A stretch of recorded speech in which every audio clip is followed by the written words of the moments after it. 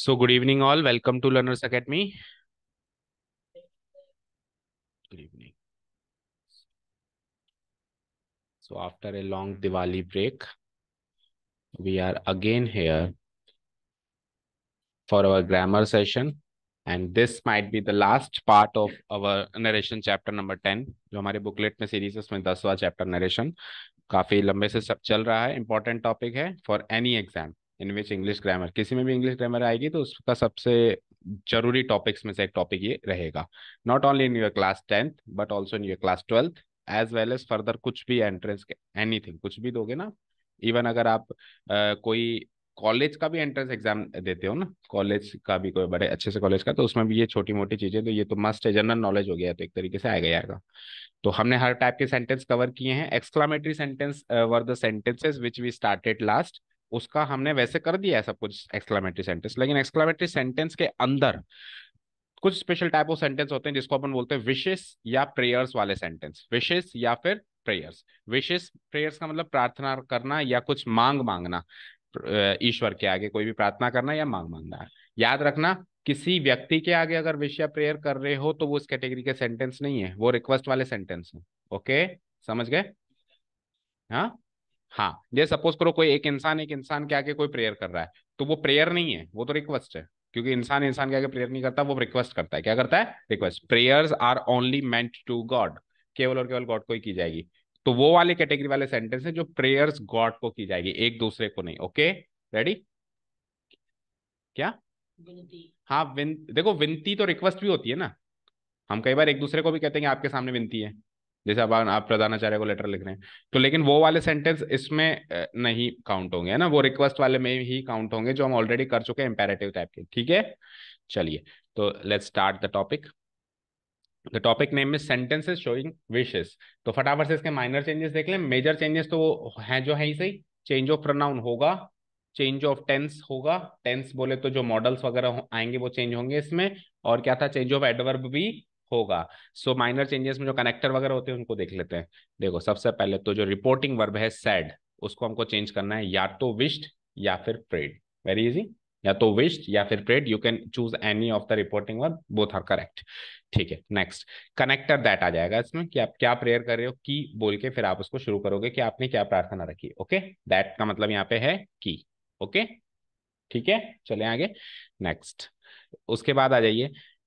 हाँ, विशेष के सेंटेंस पे डायरेक्टली या इनडायरेक्टली में छुपा हुआ रहता है. मतलब कई बार गिवन होता है, कई बार छुपा हुआ रहता है. छुपा हुआ रहेगा तो भी हमको मे का माइट करना है. ठीक है. जब गिवन होगा तो मे का माइट कोई भी कर लेगा, पर जब छुपा हुआ रहेगा तब मे का माइट करना इज द डिफिकल्ट टास्क. तो आपको पिक करना है कि यार ये तो विश वाला सेंटेंस है, इसमें उसने मैं नहीं लिखा लेकिन मैं छुपा हुआ है, क्योंकि ये विश वाले सेंटेंस भी are the part and parcel of what? Exclamatory sentence. और एक्सक्लामेटरी सेंटेंस जब हमने स्टार्ट किया तो हमने क्या कहा था कि भाई इसमें टूटे फूटे स्ट्रक्चर मिलते हैं. इसमें कई बार चीजें, जो चीज देनी चाहिए वो देता ही नहीं है, वो टूटा फूटा स्ट्रक्चर देता है. तो उसको मैं देना है लेकिन वो ना दे तो ना दे.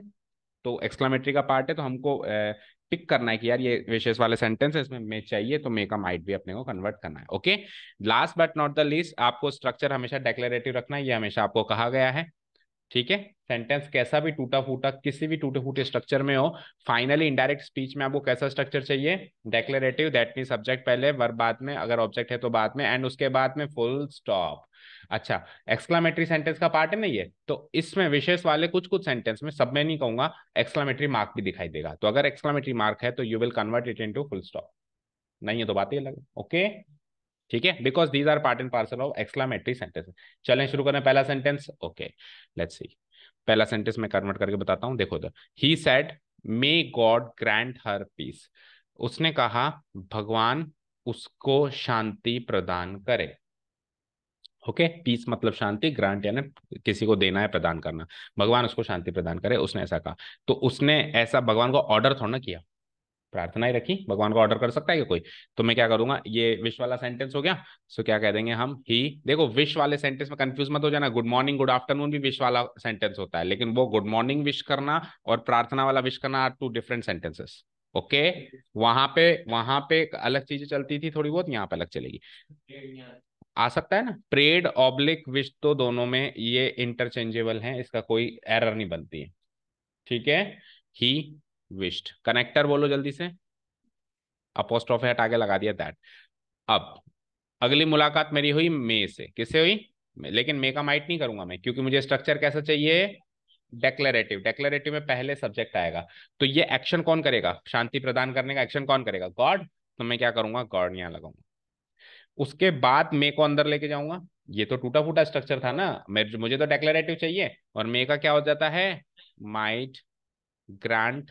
और जब आप मॉडल चेंजेस करते हो तो बाकी और कुछ चेंज नहीं करते, ये सीखा है अपन ने। जब आप चेंज ऑफ टेंस नरेशन में कर रहे हो तो केवल और केवल मॉडल का चेंजेस कर रहे हो, बाकी और कुछ चेंज नहीं कर रहे हो। तो God might grant her is third person pronoun, no change, peace. And exclamatory mark जो है that will be change to full stop. Answer समझ आया? ठीक है। तो मैं इन शॉर्ट ये कह सकता हूं कि विशेष वाले सारे सेंटेंसेस में इनडायरेक्ट स्पीच में माइट तो दिखाई देगा ही देगा। ठीक है। डायरेक्ट स्पीच में मैं दिखाई दे भी सकता है, नहीं भी दिखाई दे सकता है, क्योंकि डायरेक्ट स्पीच है वो टूटा फूटा स्ट्रक्चर भी दे सकता है और अच्छा खासा स्ट्रक्चर भी दे सकता है। लेकिन इनडायरेक्ट स्पीच में, रिपोर्टेड स्पीच में मुझे पूरा ढंग का डेक्लेरेटिव स्ट्रक्चर बनाना है, तो माइट तो मुझे दिखाना ही पड़ेगा, कैसे भी एडजस्ट करना पड़ेगा। ओके, चलो अब आपकी बारी, शुरू हो जाओ। ये सेंटेंस देख लो एक बार, he prayed that God might grant her peace, ये बनाया हमने। सेकंड सेंटेंस ये बनाओ, he said to me may you live long, उसने मुझसे कहा कि आप लंबी आयु जिए। दीर्घ आयु भव, कई बार कहते हैं ना दीर्घ आयु भव, या फिर क्या कहते हैं, जीते रहो। बड़े बुजुर्ग कहते हैं जीते रहो। तो वो जो अंग्रेजों के बड़े बुजुर्ग होते हैं ना, वो ऐसे कहते हैं मैं यू लिव लॉन्ग। वो सोचो ना आप, अब थोड़ा बहुत तो सोचो, एक बार बनाओ, एक बार बनाओ बनाओ बनाओ, जैसा आपको सही लग रहा है बनाओ, क्योंकि चीजें इतनी भी आसान नहीं होगी ना कि उठा के बस रख दिया, थोड़ा बहुत तो कॉम्प्लेक्सिटी होगी ना।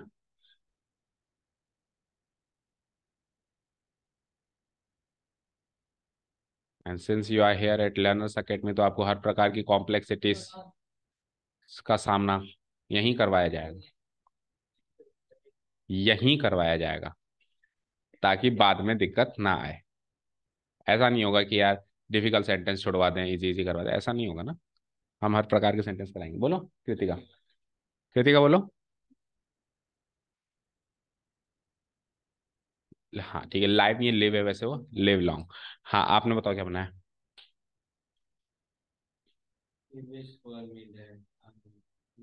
ओके, आपने क्या बनाया? Same, he wished for me that I might live long. ठीक है। देखो आप दोनों ने जो बनाया है वो मीनिंग वाइज करेक्ट है, लेकिन थोड़ा सा स्ट्रक्चर वाइज उसको हम सही करेंगे ना। जो कुछ स्ट्रक्चर्स हम इन्होंने फिक्स किए हुए हैं उन्हीं को यूज करेंगे, और आपका तो मीनिंग वाइज ही गलत है। देखो आपने क्या बनाया, आपने क्या किया, देखो आपके माइंड में क्या आया, ही का ही रख दिया आपने। सेड को आपने क्या कर दिया, विश्ड में कर दिया। ओके। पर सर आपने टू को किस में चेंज करना है तो बताया ही नहीं, तो मैं टू का टू ही रख देता हूँ, ऐसा आपने सोचा। उसके बाद फिर आपने क्या करा, मी। ठीक है, उसके बाद फिर आपने क्या लगाया, कनेक्टर दैट। और फिर मे तो बाद में आएगा, पहले यू आएगा। यू सेकंड पर्सन प्रोनाउन मी के अकॉर्डिंग बन जाएगा आई, मे का हो जाएगा माइट, और लिव लॉन्ग का लिव लॉन्ग। ये आपने बनाया है ना, ज्यादा ज्यादा वेस्ट का अपडेट किया होगा। अब देखो इस सेंटेंस का मीनिंग बताओ कृतिका, पढ़ के बताओ। ही विश्ड टू मी का मतलब क्या होता है? उसने मुझसे प्रार्थना, किससे? उसने मुझसे प्रार्थना की कि मैं लंबी आयु जीऊं। तो आप लंबी आयु जियो, इसकी प्रार्थना वो आपसे करेगा। फॉर एग्जाम्पल जैसे सपोज करो, मम्मी आपको आशीर्वाद दे रही है, पापा आपको आशीर्वाद दे रहे हैं जीते रहो, तो वो जीते रहो, वो आपके लिए जो भी कामना कर रहे हैं, वो कामना किसको हो रही है? वो आपको थोड़ा ना हो रही है, वो तो आपके लिए हो रही है। वो हो किसको रही है? गॉड को हो रही है। तो उसको करने के दो तीन तरीके, जैसे इन्होंने क्या करा, टू मी की जगह क्या कर दिया, फॉर मी, हमारे लिए प्रार्थना हुई, तो ये तरीका भी करेक्ट है। और दूसरा तरीका, अगर आपको टू ही लगाना है तो फिर मी की जगह गॉड लगाओ, क्योंकि विशेष या प्रेयर्स कहें या ना कहें सारी गॉड को है। हाँ वो भी कर सकते हो, लेकिन क्या इतना लंबा जबरदस्ती खींचना, वैसे बहुत सारी चीजें लगा सकते हैं ना। ठीक है। देखो ही विश्ड टू गॉड लगा देंगे तो भी करेक्ट है, क्योंकि मीनिंग वाइज गॉड को प्रार्थना होती है। ही विश्ड फॉर मी कर देंगे तो भी करेक्ट है, क्योंकि गॉड को प्रार्थना होती है। सबसे करेक्ट पता है क्या है? सबसे करेक्ट पता है क्या है? ऑब्जेक्ट ही हटा दो, अंडरस्टूड है कि सारी प्रार्थनाएं गॉड को होती है, खत्म। अंडरस्टूड है कि सारी प्रार्थनाएं किसको होती है? गॉड को होती है। ही विश्ड, उसने विश किया। अब मैं कहूं यार मैंने विश किया था, तो आप पूछोगे किसको विश किया था? ऑब्वियसली विशेस गॉड को होती है। जिस भी भगवान को मानता हूँ मैंने विश किया था, समझ गए ना। तो he wished that I might live long, that's it. The best answer, the best indirect speech sentence to this it.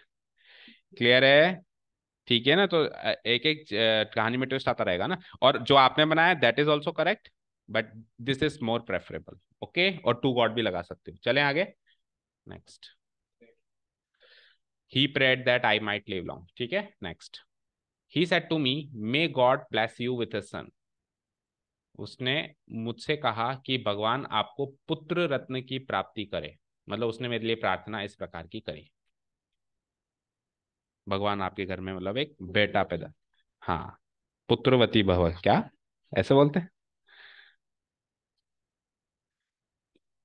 हम्म, इसको करो।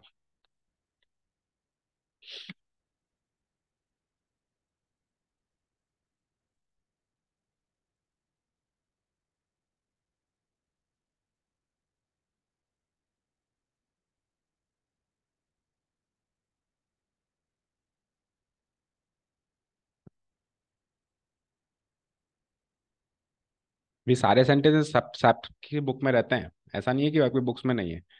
बट वहां से पढ़ने में समझ नहीं आता मतलब इंटरेस्ट नहीं जागता। क्लास में बुलाते हैं तो फिर दिवाली मनानी है बच्चों को। हाँ, he said to me, may God bless you with a son. बोलो Maulik. God bless me might. Might कहाँ पे लगता है? देखो माइट की प्लेसिंग आप दो पिछले दो सेंटेंस में देखो, माइट की प्लेसिंग कहाँ है? Just after the subject, just after the. वहां पे गॉड के बाद माइट था, इसके बाद इसमें आई के बाद माइट था, तो इसमें भी तो गॉड के बाद ही माइट आएगा। तो मे तो देखो जो है बाहर रखा हुआ है वो तो एज इट इज सब्जेक्ट के बाद में प्लेस होगा ना, एज इट इज सब्जेक्ट के बाद।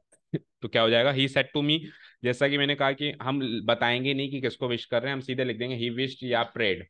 ही विश्ड ऑब्लिक प्रेड, और कनेक्टर लगा देंगे। ठीक है, दैट। उसके बाद जो एक्शन करने वाला है वो गॉड है, तो गॉड। मे का माइट हो जाएगा माइट। ब्लेस्ड क्यों होगा? ब्लेस ही होगा क्योंकि मॉडल चेंज हो गए, केवल केवल मॉडल चेंज होंगे, बाकी और कोई वर्ब चेंज नहीं होगी। ब्लेस्ड कर दोगे तो गलत हो जाएगा, ब्लेस। ठीक है, you second person pronoun will be change as per me. तो क्या लिखूं बताओ, मी या आई? देखो, ये सब्जेक्ट, ये वर्ब, तो अब जो आएगा वो तो ऑब्जेक्ट है ना। ठीक है, समझ गए? तो आपको वो प्लेसिंग देखनी होती है कि अब जो चीज है वो कुर्सी किसकी है, सब्जेक्ट की या ऑब्जेक्ट की। गॉड एक्शन करेगा ब्लस करने का, ब्लस कौन होगा? ये इधर जो बैठेगा वो ब्लस होगा, तो वो ऑब्जेक्ट हुआ, वो एक्शन थोड़ा ना कर रहा है। तो यहाँ पे क्या हो जाएगा? मी होगा ना कि आई, समझ गए? Me and with a son, me with a son,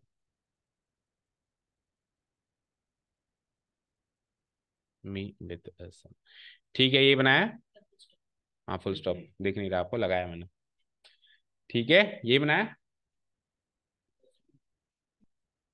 ठीक है, ये बनाओ। I said may God grant peace to the departed soul. मैंने कहा भगवान, डिपार्टेड सोल होती है दिवंगत आत्मा, दिवंगत आत्मा को शांति। भटकती आत्मा नहीं, दिवंगत आत्मा, जिसकी मृत्यु हो जाती है उसको दिवंगत आत्मा कहते हैं। तो भगवान कहते हैं ना उसकी आत्मा को शांति दे, तो दिवंगत आत्मा को शांति दे।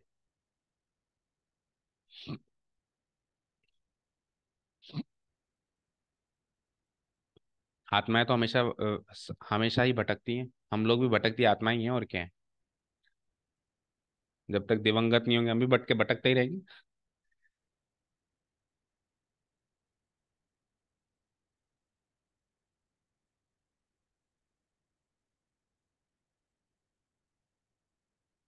बोलो कृतिका।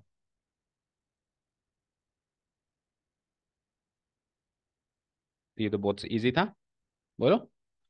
ठीक है, तो ये तो कर दिया होगा अगर आपने, इसमें ज्यादा दिक्कत है नहीं। आई सेट, इसमें भी गलती की है।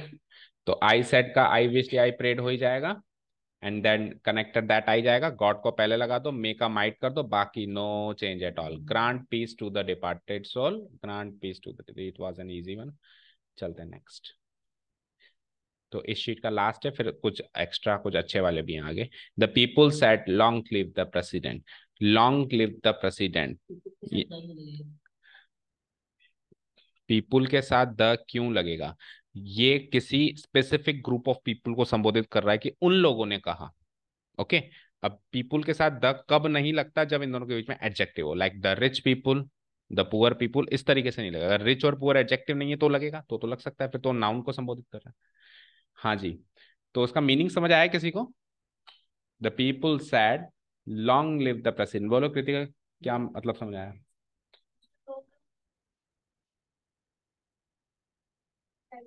लंबी आयु जी।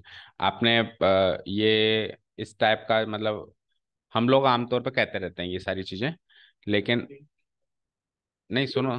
प्रेसिडेंट के लिए कौन बोलता है? ऐसे बोलते हैं ना, देखो मैं बताऊं अब आपको एग्जाम्पल। मोदी जी जिंदाबाद।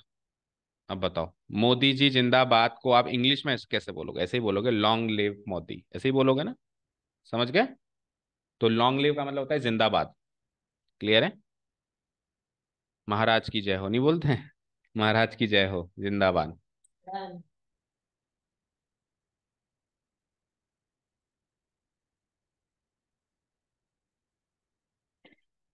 बोलो मौलिक।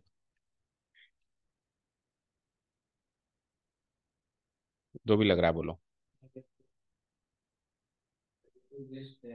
हम्म। बेटा, माइट से पहले सब्जेक्ट कहाँ है? कभी माइट को आप बाद में प्लेस करते हो, कभी पहले प्लेस कर देते हो। सब्जेक्ट के बाद में प्लेस करना है, पहले सब्जेक्ट ढूंढो उसमें। हाँ कृतिका, आप बोलो।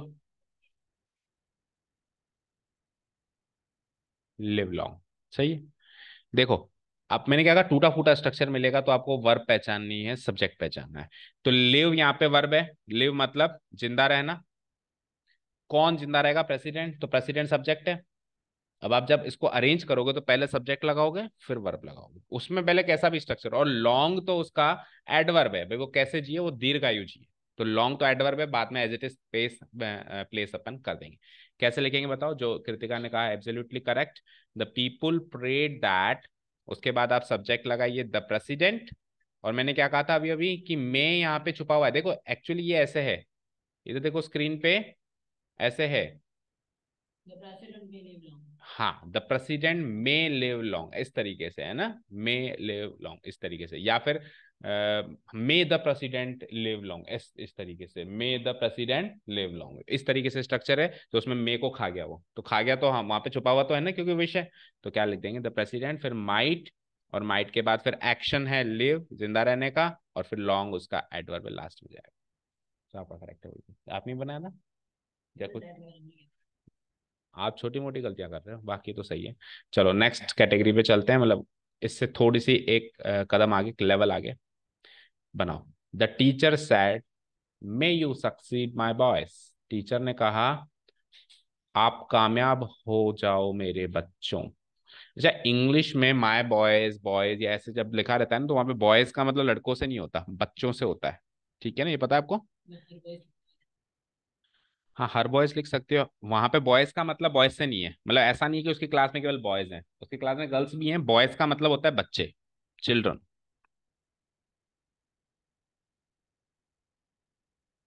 जिससे कई बार अपन कहते हैं मैन इज मोर्टल, इंसान नश्वर है, तो इंसान को अपन मैन से संबोधित करते हैं। इसका मतलब ऐसा नहीं कि औरतें नश्वर नहीं है, इसका मतलब थोड़ा वो अमर है ना, वो भी नश्वर ही है। लेकिन अपन वुमैन इज मोर्टल ऐसे नहीं लिखते, अपन मैन इज मोर्टल, तो मैन से पूरी इंसानी प्रजाति संबोधित हो गई। सिमिलरली बॉयज से पूरे बच्चे संबोधित हो जाते हैं। Okay. The teacher said may you succeed, succeed यानी कामयाब होना, to get success means to succeed.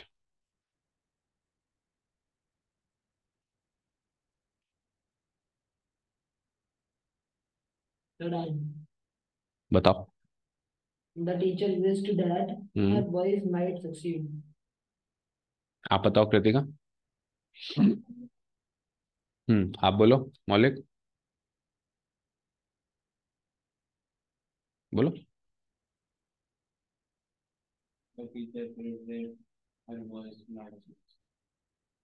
Correct. देखो, कुछ विचार विमर्श करते हैं, आपने सही बनाया वैसे। द टीचर, देखो कृतिका यहाँ पे विश्ड या प्रेड लगा दिया हमने, अब कनेक्टर दैट भी लगा दिया। अब मे के बाद इधर देखो स्क्रीन पे, मे के बाद, मे को तो बाद में लिखेंगे अपन, लेकिन मे के बाद जो है यू, इससे पहले मुलाकात करेंगे। अब कुछ सेंटेंस ऐसे आएंगे जिसमें नाउन और प्रोनाउन दोनों ही यूज कर लेगा। प्रोनाउन क्या होता है, जो नाउन की जगह पे आता है। अब ये नाउन है माय बॉयज, उसके लिए यू भी यूज कर लिया कि मेरे बच्चों तुम सक्सीड हो जाओ, तो मेरे बच्चों नाउन भी यूज कर लिया, फिर उसके बाद उनको तुम या आप भी कह दिया। तो जब नाउन या प्रोनाउन दोनों यूज हो तो we will use noun and we will not use pronoun, ये याद रखो। Yes. समझ गए। एक सेंटेंस में वैसे तो अगर ये प्रॉपर डेक्लरेटिव स्ट्रक्चर होता तो दोनों यूज ही नहीं हो सकते थे, ये सेंटेंस ही ग्रामेटिकली इनकरेक्ट हो गया, but because it is an exclamatory sentence जहाँ पे हर प्रकार का टूटा फूटा स्ट्रक्चर अलाउड है, तो उसने दोनों यूज कर लिया, माय बॉयज भी यूज कर लिया, यू भी यूज कर लिया। लेकिन जब हम डेक्लरेटिव स्ट्रक्चर बनाएंगे तो हम दोनों में से प्रेफर करेंगे माय बॉयज। तो मैं यू को सब्जेक्ट ना मान के माय बॉयज को सब्जेक्ट मानूंगा, और माय बॉयज में भी माय फर्स्ट पर्सन आ गया, तो फर्स्ट पर्सन किसके अकॉर्डिंग चेंज होगा, टीचर के अकॉर्डिंग। अब आपके ऊपर, अगर आप टीचर को मेल मानते हो तो आप हिज बॉयज लिख सकते हो, नहीं तो अगर आप टीचर को फीमेल मानते हो तो आप हर बॉयज पे लिख सकते हो, एज पर योर चॉइस। ठीक है ना। उसके बाद फिर मे का हो जाएगा माइट, और फिर यू का तो कोई रोल है ही नहीं ना वहां पे, सक्सीड। बताओ कोई डाउट। हालांकि आपने बना लिया, लेकिन और कोई क्वेरी नहीं है ना, समझ में आ गया ना। इस टाइप का एक और दें, इस टाइप का एक और देते, कर दूं डिलीट।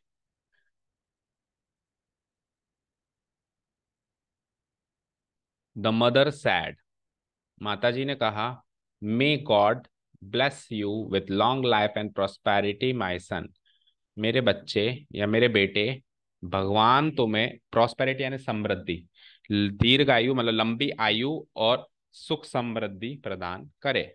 भगवान तुझे लंबी आयु दे और सुख समृद्धि दे मेरे बेटे, ऐसा माता जी ने प्रार्थना रखी।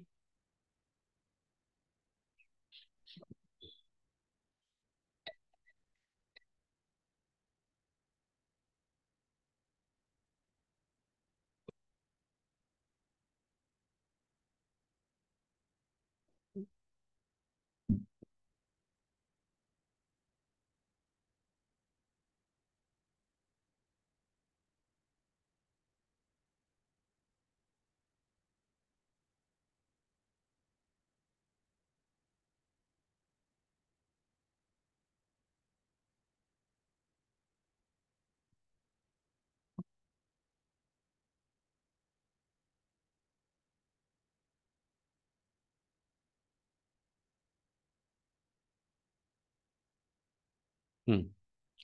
बना किसी का। सर लास्ट में माय सन लिखना जरूरी है। माय सन उसने तो लिखा है, अब आपको सोचना है कि इसको कैसे एडजस्ट करोगे डेक्लेरेटिव स्ट्रक्चर में।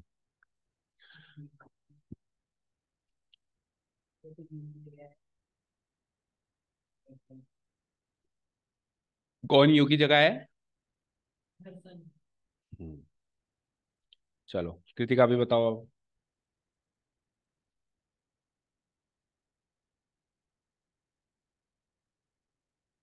रॉन्ग। आप बोलो।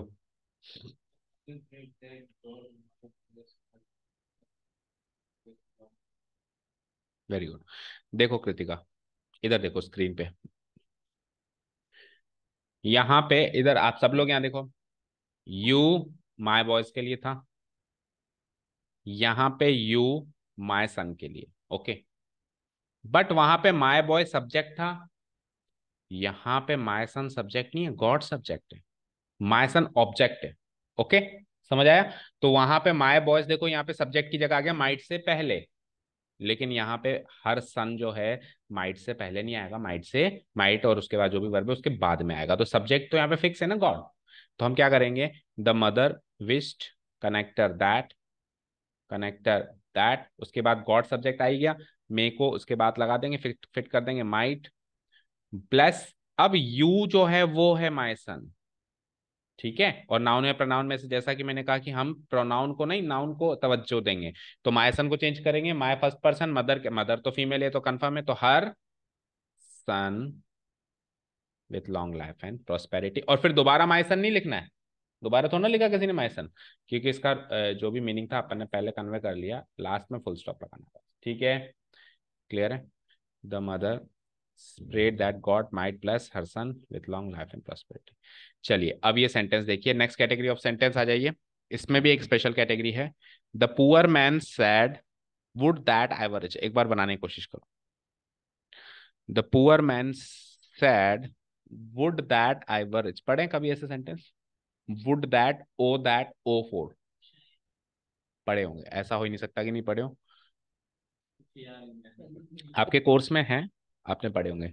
Would that O that O for. क्या कर रहे हो? Would that O that O for. तो सुनो, हिंदी में जो हम एक शब्द यूज करते हैं काश, यूज करते हैं, उसको इंग्लिश में वुड दैट ओ दैट या ओ फोर से बोला जाता है। तो इसका मीनिंग है the poor man said would that I were rich. तो अब ये प्रार्थना एग्जैक्टली प्रार्थना नहीं कर रहा, सोच रहा है काश में अमीर होता, तो इनडायरेक्टली प्रार्थना कर रहा है कि काश में अमीर होता, मुझे अमीर बना दे मतलब। ठीक है, तो इनडायरेक्ट विश होती है। अब करो उसको कोशिश, कोई ना कोई। क्या?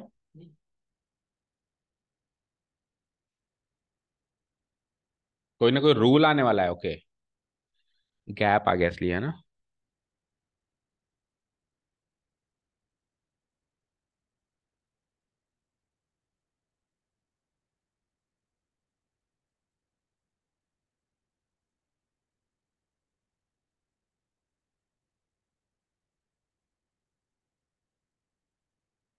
हम्म।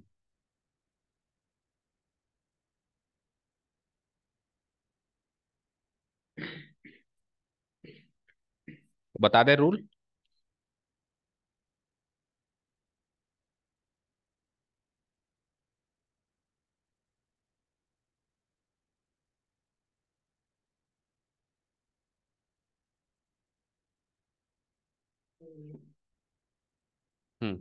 बता दे, रूल बताए।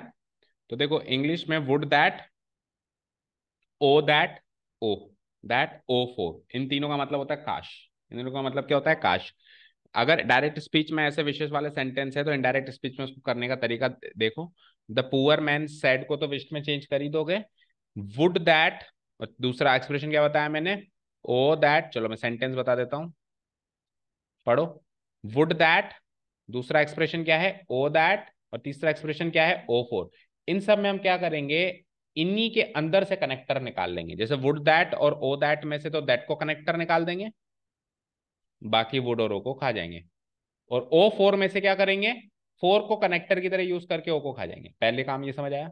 उसके बाद सुनो, उसके बाद आपको कुछ नहीं करना।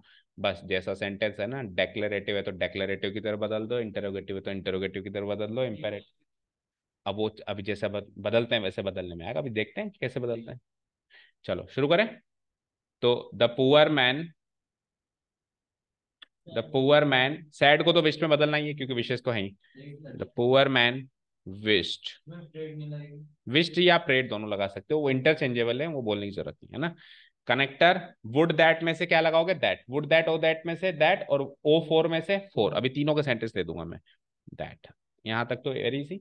अब आई वर रिच को आप जैसे डेक्लेरेटिव सेंटेंस को बदलते थे वैसे बदलना है। आई कौन सा पर्सन है? First person. पुअर मैन के अकॉर्डिंग ही। वर, वर कौन सा टेंस यूज हो रहा है? Simple past. वर्ब की सेकंड फॉर्म यूज हो रही है, वी टू यूज हो रही है। तो वी टू किस में चेंज होती है? Past perfect. पास्ट परफेक्ट बोले तो had plus we three, had plus we three. तो हैड, और कौन से वर्ब की थर्ड फॉर्म? जिस वर्ब की सेकंड फॉर्म उसी वर्ब की थर्ड फॉर्म। तो ये बी वर्ब की सेकंड फॉर्म है, और बी वर्ब की थर्ड फॉर्म क्या होती है? ये कौन से वर्ब की सेकंड फॉर्म है? बी वर्ब की सेकंड फॉर्म है। जिस वर्ब की सेकंड फॉर्म यूज हो रही है उसी वर्ब की तो थर्ड फॉर्म यूज करोगे ना। तो ये बी वर्ब की सेकंड फॉर्म यूज हो रही है, तो बी वर्ब की थर्ड फॉर्म क्या होती है? Been rich.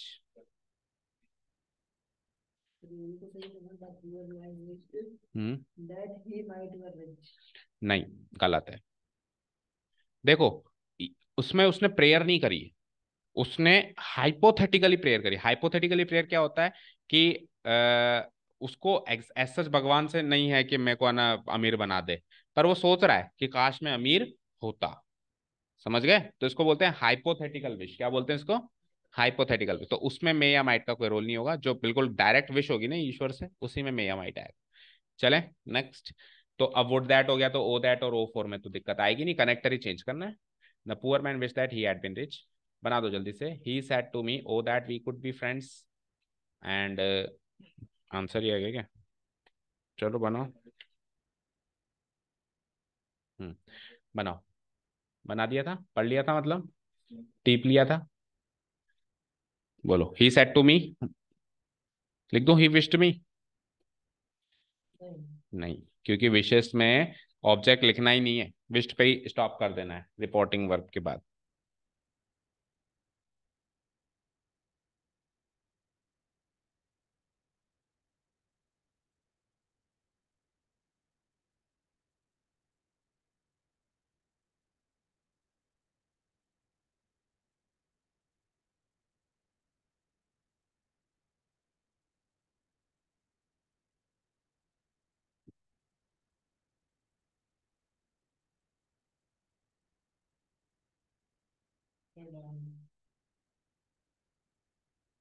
हो गया? बताओ चर्चित। ही विश्ड टू गॉड, वैसे आप विश्ड पे भी स्टॉप कर सकते हो। आगे connector O that for me. अच्छा, सब कुछ ही बदलना है आपको। कनेक्टर बताओ। दैट। आगे बोलो। वी कौन सा पर्सन है? First person. फर्स्ट पर्सन किसके अकॉर्डिंग? ही के अकॉर्डिंग। ही का प्लूरल आपने बना दिया दे, ठीक है। और कुड तो ऑलरेडी पास्ट है, इसका उससे ज्यादा पास्ट हो ही नहीं सकता। कुछ एक वर्ब्स ऐसी थी जो और अपने अटमोस्ट पास्ट में उससे ज्यादा पास्ट कर नहीं सकते, तो ये इससे ज्यादा पास्ट कर नहीं सकते हम। Could be friends for ever, सब कुछ सही है। एक कमी है, एक गलती है, मतलब इसमें बता रहे हैं ना। तो आपको जब चेंज ऑफ प्रोनाउन सिखाया था, सिखाया था, तो शुरुआती दौर में ही चेंज ऑफ प्रोनाउन की शुरुआती दौर में ही आपको हमने बताया था कि अगर डायरेक्ट स्पीच में वी, अस, अवर, अवर्स इस सीरीज का कोई प्रोनाउन है, वी, अस, अवर या अवर्स इस सीरीज का कोई प्रोनाउन है, तो उसको सीधे सीधे सब्जेक्ट के अकॉर्डिंग नहीं बदलते, बल्कि सब्जेक्ट ऑब्जेक्ट दोनों को देखकर बदलते हैं। अब याद करो, फिर से मैं रिपीट करवा रहा हूं आपको रूल। अगर दोनों में से कोई भी एक फर्स्ट पर्सन है तो फर्स्ट पर्सन, याद है? We should, you should, they should, याद है? सेम टू सेम रूल यहां लगेगा। तो दोनों में से एक भी फर्स्ट पर्सन है ना, मी है ना, तो दे नहीं आएगा। क्या आएगा बोलो? भी आएगा। यहाँ पे भी वी, दे, यू तीन चीजें चल सकती हैं। We, they, you. दोनों में से कोई एक भी फर्स्ट पर्सन है तो वी। दोनों में से कोई एक भी सेकंड पर्सन है तो यू। और दोनों ही थर्ड पर्सन है तब आएगा दे। समझ गए क्या? ठीक है। और फर्स्ट पर्सन सेकंड पर्सन दोनों है, तो फिर प्रायोरिटी फर्स्ट पर्सन को देते हुए वी आएगा, यू नहीं आएगा। ठीक है, क्लियर है? तो उस रूल को भी एप्लीकेबल करना है। और उस वो एक डेक्लेरेटिव सेंटेंस का रूल है, तो ऐसा नहीं है कि इधर आते आते वो चेंज हो जाएगा। वो तो चेंज ऑफ प्रोनाउन का एक पार्ट है, मेजर चेंज का पार्ट है, तो वो यहाँ पे भी एप्लीकेबल होगा। So he wished that we could be friends for. अब देखो यहाँ पे चेंजेस देख लो। अगर मान लो मी की जगह यू होता तो फिर क्या करते? फिर यहाँ पे यू आ जाता, ठीक है। क्योंकि फर्स्ट सब्जेक्ट ऑब्जेक्ट दोनों में से एक भी सेकंड पर्सन है तो सेकंड पर्सन आएगा। हाँ, इधर दैम होता, क्या होता? दैम, तो अब दोनों थर्ड पर्सन हो गए। अब यहाँ पे दे आता, अब यहाँ पे दे आता। एंड सपोज करो यहाँ पे यू होता, अब सेकंड भी आ गया, फर्स्ट भी आ गया, तो प्रायोरिटी किसको मिलेगी? फर्स्ट को, तो फिर वी आएगा। फिर क्या आएगा? वी आएगा। समझ गए? ओके। लास्ट इस सीरीज का, very easy. He said O for a glass of water. आपने देखा होगा हिंदी मूवीज में कि कोई मंदिर की सीढ़ियां चढ़ते चढ़ते अचानक से गिर जाता है, पैर फिसल जाता है, ठीक है। फिर वो चिल्लाता है पानी, पानी, पानी, कोई इसको पानी नहीं पिलाता। देखा होगा नहीं ऐसा सीन तो आपने?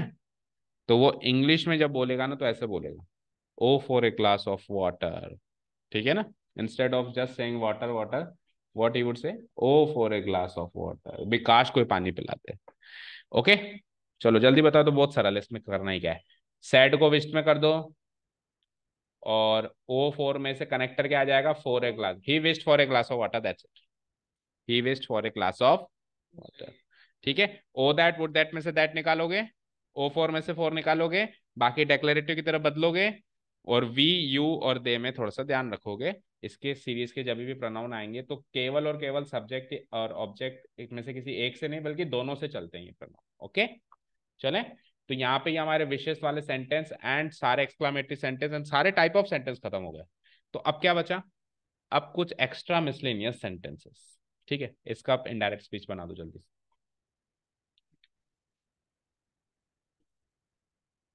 बनाओ। आपको लगे सर ये डिफिकल्ट आते आते बड़ा अचानक से आसान दे दिया आपने। आसान नहीं है कि डेक्लेरेटिव सेंटेंस दिए और क्या चाहिए, जो फर्स्ट कैटेगरी थी।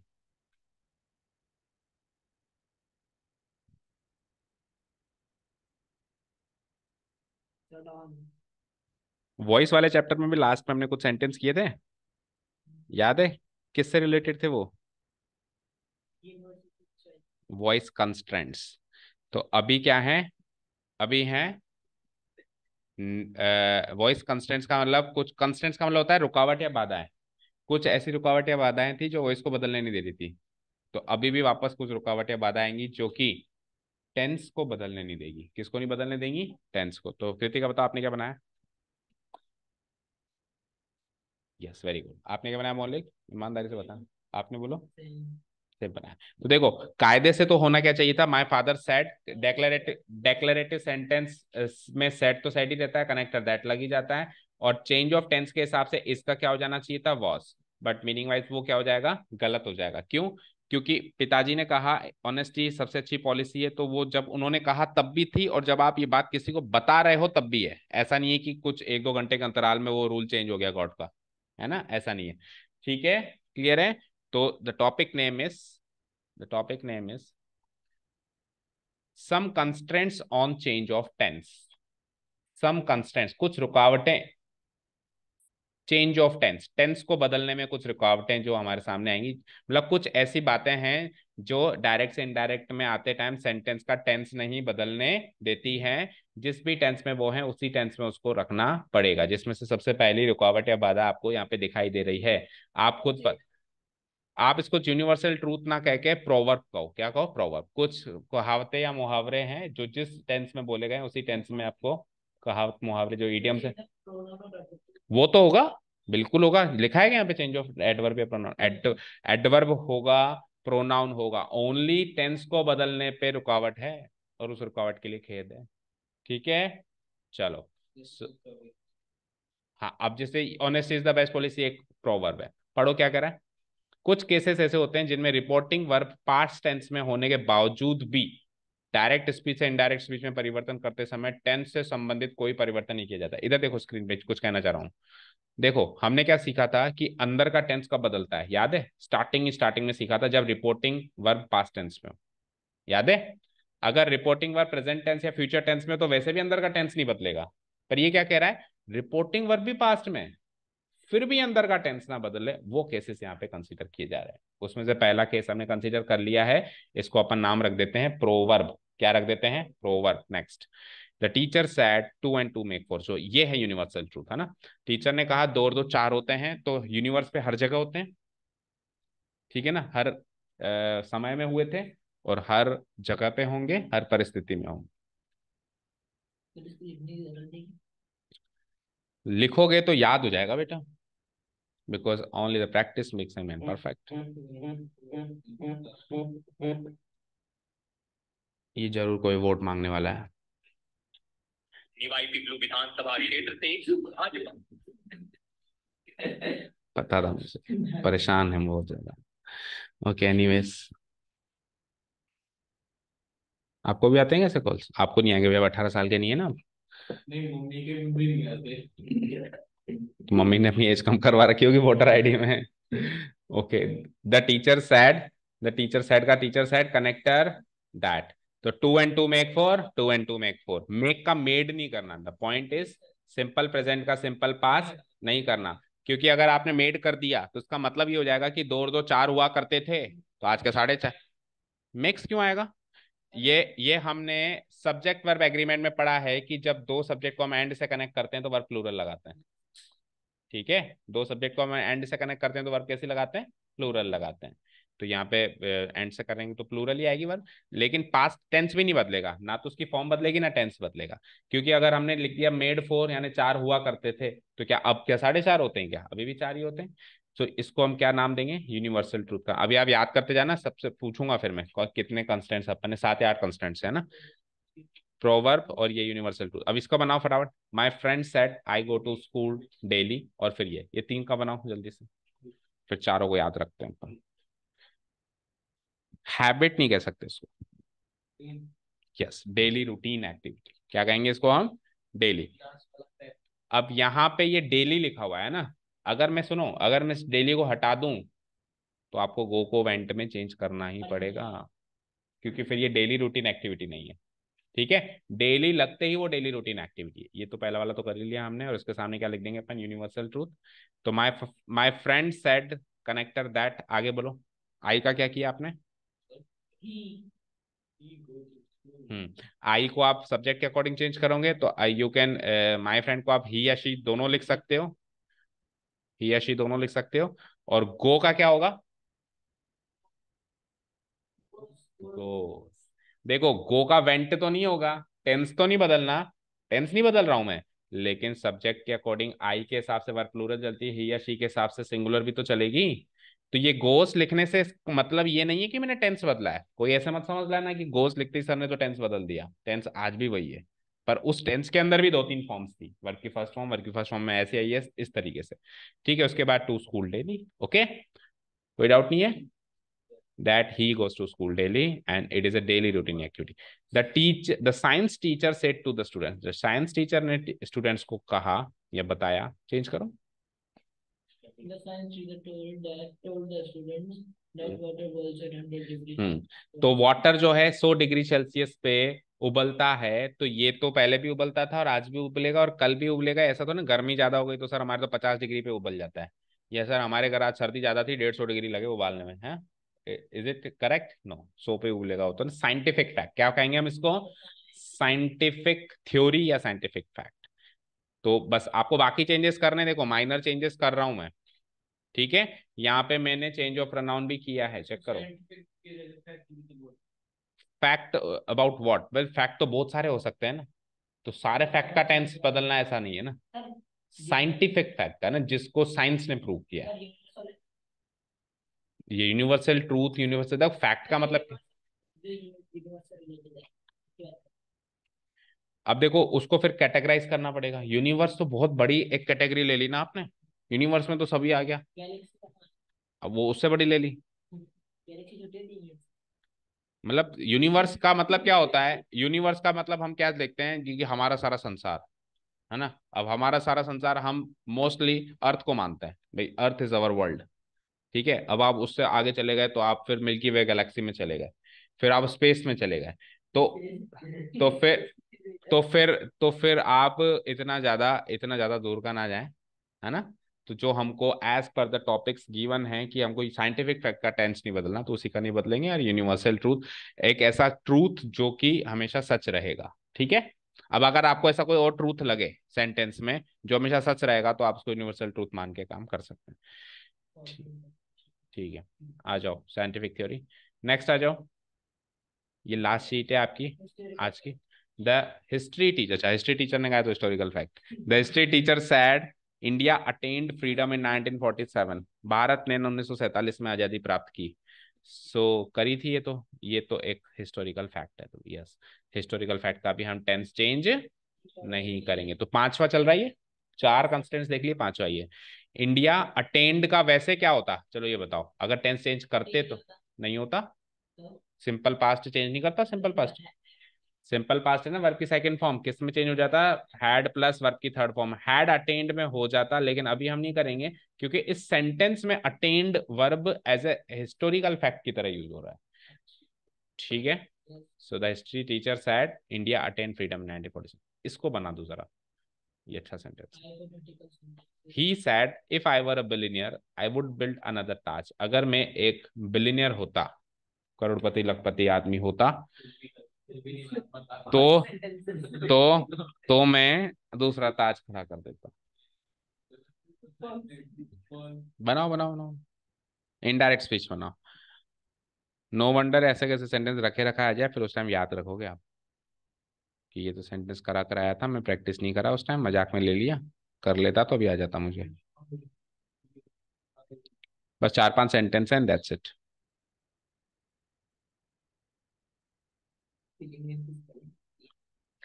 Billion air.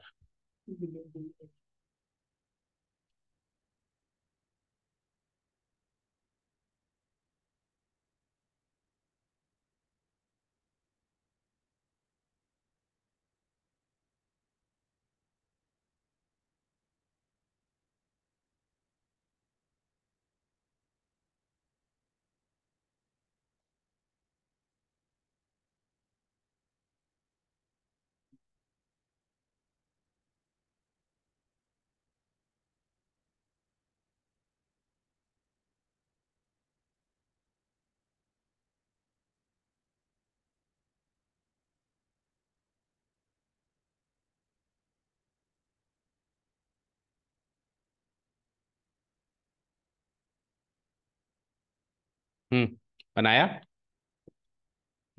Yes.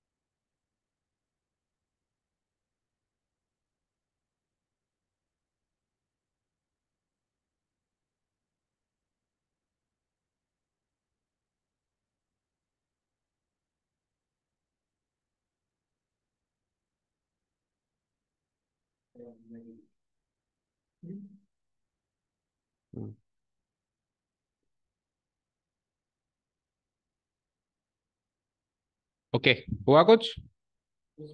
कृतिका बोलो।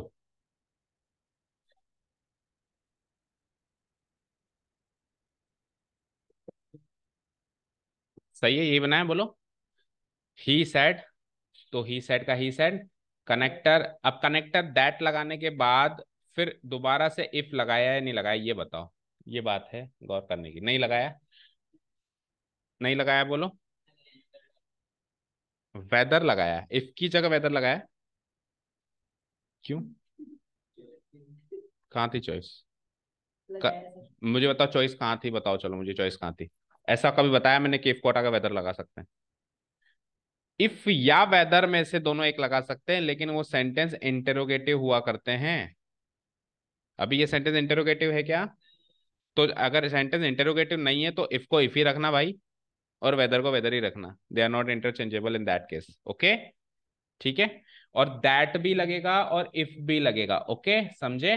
तो दैट तो will be used as a connector, और इफ तो फिर सेंटेंस ही शुरू हो रहा है इसके बाद। ठीक है। हाइपोथेटिकल विषय ना, विश तो है। हाइपोथेटिकल विषय ना बेटा। तो सेंटेंस है हाइपोथेटिकल सेंटेंस, इसको क्या बोलते हैं? Hypothetical condition. कंडीशनल सेंटेंस पढ़े हमने तीन तरीके के, ओपन कंडीशन, हाइपोथेटिकल कंडीशन और डिस्ट्रॉयड डिस्ट्रॉयड कंडीशन। तो उसमें से अगर हाइपोथेटिकल कंडीशन का सेंटेंस है तो उसका भी हम टेंस चेंज नहीं करेंगे, और अगर करते तो क्या करते, चलो ये बताओ। वर का क्या करते, और वुड बिल्ड का क्या करते, बोलो। वर्ब तो उसकी चेंज कर दो। उसमें किसमें? Past perfect. पास्ट परफेक्ट में करो। Had, had been, very good. और वुड बिल्ड का क्या करते हैं? नहीं रहता। वुड बिल्ड ही रहता है, क्योंकि ये एटमोस्ट पास्ट आ गया। लेकिन अभी ऐसा कुछ भी नहीं करना, किसी का ही नहीं करना, है ना। चलो नेक्स्ट।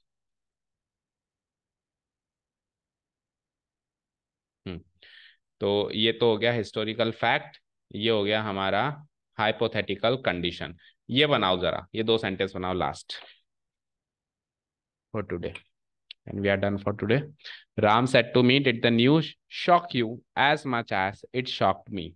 राम ने मुझसे कहा कि क्या इस न्यूज ने आपको भी उतना शॉक किया? शॉक करना मतलब, समझ गए ना, झटका देना। आपको भी उतना झटका दिया इस खबर ने जितना कि इसने मुझे दिया। जितना कि मुझे झटका लगा, कि आपको भी उतना झटका लगा क्या? कहने का मतलब ये।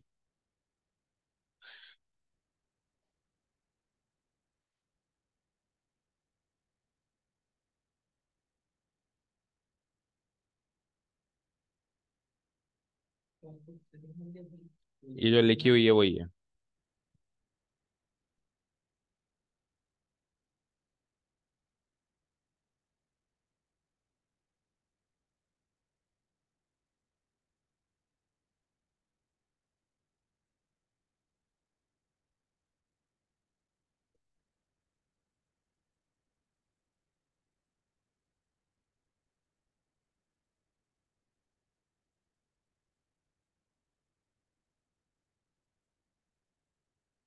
बना लिया। प्रोसेस में जा रही है और फिर बन जाती है। इतना जल्दी आ गया। बताओ। Done. Hmm Ram asked me if the news shocked me as much as it shocked me. If the news shock, दो बार मी कैसे आ सकता है? ही, पहले वाले में बोली, पहले वाले में, पहले वाले में ही, पहले वाले में मी आएगा ना। पहले वाले क्या आएगा? यू, दूसरे वाले में मी के अकॉर्डिंग क्या आएगा? ही। राम, him. बोलो आपने क्या बनाया?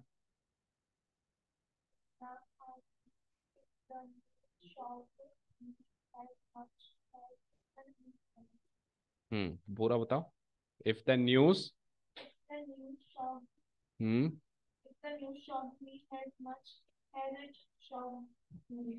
फिर दोबारा में मी, दोनों में मी। देखो सिंपल सी बात है, देखो इधर देखो, यहाँ पे यू है और यहाँ पे मी है, तो दोनों मी में तो चेंज होने से रहे। यू किसके अकॉर्डिंग चेंज होगा? ऑब्जेक्ट के अकॉर्डिंग। ऑब्जेक्ट के अकॉर्डिंग यू तो बनेगा Me. मी, और जो मी है सब्जेक्ट के अकॉर्डिंग, राम के अकॉर्डिंग बनेगा हिम। तो ये तो हो गया चेंज ऑफ प्रोनाउन। अब मुझे बताओ चेंज ऑफ टेंस में आपने क्या किया, क्योंकि इंटरोगेटिव सेंटेंस है तो आपने आस्क्ड तो किया ही होगा, क्योंकि माइनर चेंजेस तो लगाना ही है, चेंज ऑफ प्रोनाउन तो लगाना ही है। कनेक्टर आप इफ या वेदर अब लगा सकते हो भाई, चाहो तो इफ या वेदर, ओके ठीक है। अब डेक्लरेटिव सेंटेंस के लिहाज से हम पहले सब्जेक्ट यूज करेंगे द न्यूज, उसके बाद फिर डिड और शॉक मिलके हो जाएगा शॉक्ड, क्योंकि डेक्लरेटिव स्ट्रक्चर है। फिर उसके बाद as much as it as it is, और फिर क्योंकि ये कंस्टेंट्स चल रहे हैं तो आपको लगा होगा कि टेंस क्यों चेंज करना, लेकिन इसमें इस वाले पार्ट में टेंस चेंज होगा। हैड शॉक अभी बता रहे हैं, ठीक है। अब सुनो, हाँ रीजन बता रहे हैं ना, सुनो।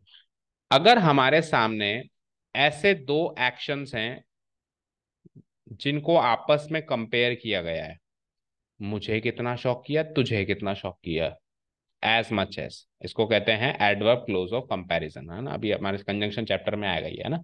एज मच एज कब लगाते हैं? जब आप एक एक्शन को दूसरे एक्शन से कंपेयर करते हो, कंपैरिजन करते हो। तो याद रखना हमेशा, जिस एक्शन से कंपैरिजन किया जा रहा है वो पहले किया हुआ माना जाएगा, समझे? वो पहले हो गया तभी तो कंपैरिजन हो रहा है, वो हुआ ही नहीं तो पहले कैसे कंपैरिजन होगा। और जिस एक्शन को कंपेयर कर रहे हैं वो बाद में किया हुआ माना जाएगा। और टाइमलाइन पढ़ी थी अपन ने टेंस में, कुछ भी हो जाए पास्ट, कभी पास्ट को अपन कहते हैं पास्ट परफेक्ट, क्या कहते हैं? Past perfect. तो जिससे कंपेयर कर रहे हैं वो पास्ट परफेक्ट में जाएगा, जिसको कंपेयर कर रहे हैं वो सिंपल पास्ट में जाएगा, ठीक है। जिससे कंपेयर कर रहे हैं, किससे कर रहे हैं? उस एक्शन से, तो वो जाएगा पास्ट परफेक्ट में। और जिसको कंपेयर कर रहे हैं, क्योंकि जब वो एक्शन ही नहीं हुआ तो आप कंपेयर किससे कर रहे हो, ठीक है ना, उसका पहले होना जरूरी है।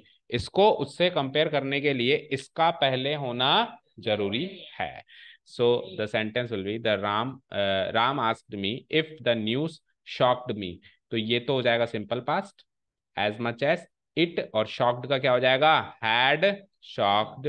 और फिर मी का तो हम बता ही दिए थे, चेंज ऑफ प्रोनाउन तो करवा ही दिए थे, ठीक है। Last sentence, he said to me when I saw Ram he was playing cricket in the garden. जब मैंने उसे कहा कि जब मैंने राम को देखा तो वो, ये किस टाइप का सेंटेंस है? देखो वैसा इंटरोगेटिव सेंटेंस है, लेकिन इंटरोगेटिव सेंटेंस के अंदर कॉम्प्लेक्स सेंटेंस, कॉम्प्लेक्स सेंटेंस क्या होता है? जो दो सेंटेंस का कॉम्बिनेशन होता है और वहां पे कनेक्टर क्या यूज हो रहा है? एज मच एज, ठीक है। तो ब्रॉडली स्पीकिंग इंटरोगेटिव सेंटेंस, लेकिन इंटरोगेटिव सेंटेंस के अंदर भी कॉम्प्लेक्स सेंटेंस, ठीक है।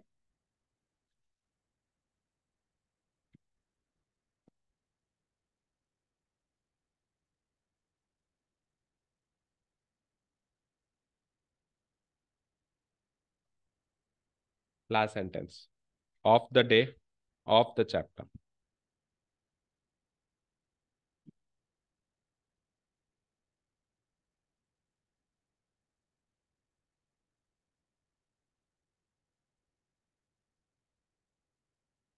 So down.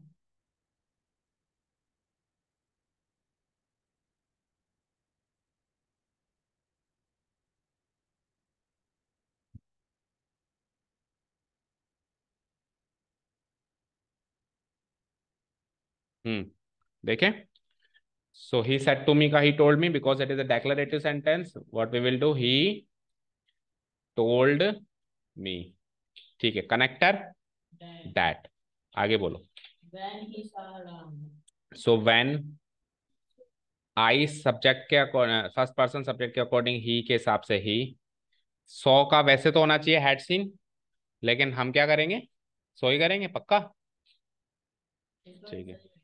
सो राम. आगे बोलो. कॉमा है तो कॉमा लगा दिया. He third person, no change.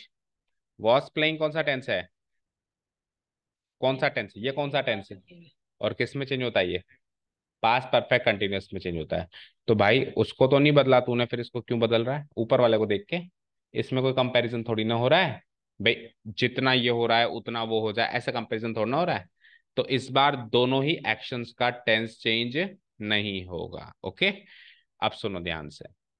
हमने टेंस वाले चैप्टर में सीखा था कि एक एक्शन होता है जिसको अपन कहते हैं पॉइंट ऑफ टाइम का एक्शन, और एक एक्शन होता है जिसको अपन कहते हैं पीरियड ऑफ टाइम का एक्शन.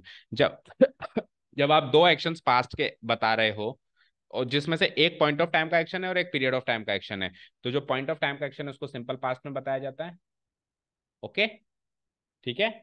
और जो सिंपल पास्ट में बताया जाता है, और जो पीरियड ऑफ टाइम का एक्शन है, जैसे वो क्रिकेट खेल रहा होगा तो ऐसे तो नहीं कि बस झटके से खेल के छोड़ दिया. राम को देखने वाला एक्शन तो झटके से देखा और खत्म हो गया, मोमेंटरी एक्शन है, मोमेंट का एक्शन है. ठीक है. तो उसको तो हम सिंपल पास्ट में रखेंगे, और जो पीरियड ऑफ टाइम का एक्शन है उसको अपन पास्ट कंटिन्यूअस में रखेंगे. और ये रूल अपन इसके इनडायरेक्ट स्पीच में भी एज इट इज ही फॉलो करेंगे. मतलब ना उसको बदलेंगे ना इसको बदलेंगे. दोनों को बदल दे दो. नहीं बदलना ना, बिकॉज मीनिंग बदलता है. ठीक है ना. क्योंकि मैं ऐसे लिखूंगा ना, when I had seen Ram, जब मैं राम को देख चुका था, तो ये वो जो बात कहना चाह रहा है वो कन्वे नहीं हो रही है ना. तो वो मीनिंग कन्वे नहीं हो पाएगा ना. ठीक है. तो आपको लेकिन प्रोनाउन जरूर बदलना है. तो कंपैरिजन कर देना यहाँ पे. He told me that when he so Ram he was playing cricket इन. चलिए. तो कुल मिला के सारे कंस्टेंट्स हो गए हमारे. अब सारे कंस्टेंट्स को अपन एक बार रिवाइज करते हैं. बोलो. सबसे पहला बस वही लिखा हुआ था कि पॉइंट ऑफ टाइम और पीरियड ऑफ टाइम का अपन को एक्शन नहीं बदलना है ना. चलो बोलो.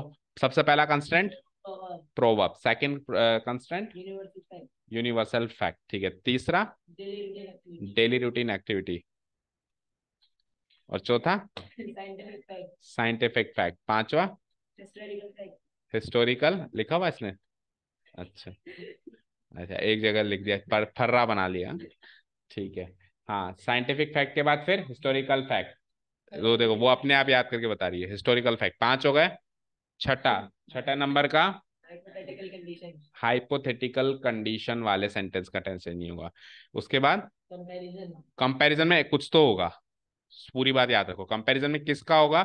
जिससे कंपैरिजन कर रहे हैं, जो एक्शन पहले होना जरूरी है उसका होगा, उसको पास्ट परफेक्ट में रखेंगे, और जिसका होना जरूरी है उसको सिंपल पास्ट में रखेंगे. Last but not the least, period of time वाला action and point of time वाला एक्शन जब साइमल्टेनियसली यूज हुए हो तो वो डायरेक्ट स्पीच और इनडायरेक्ट स्पीच दोनों में सेम उसी टेंस में यूज होंगे. Point of time simple past, period of time past continuous tense. That is it. Okay. तो यहाँ पे हमारा नरेशन चैप्टर खत्म होता है बेटा. Thank you so much for listening to us. Have a nice day. Keep learning and bye. आप दोनों ने शायद सेम ही क्वेश्चन भेजा था मुझे, ऐसा मुझे लग रहा है. इसका टेस्ट कर लेंगे.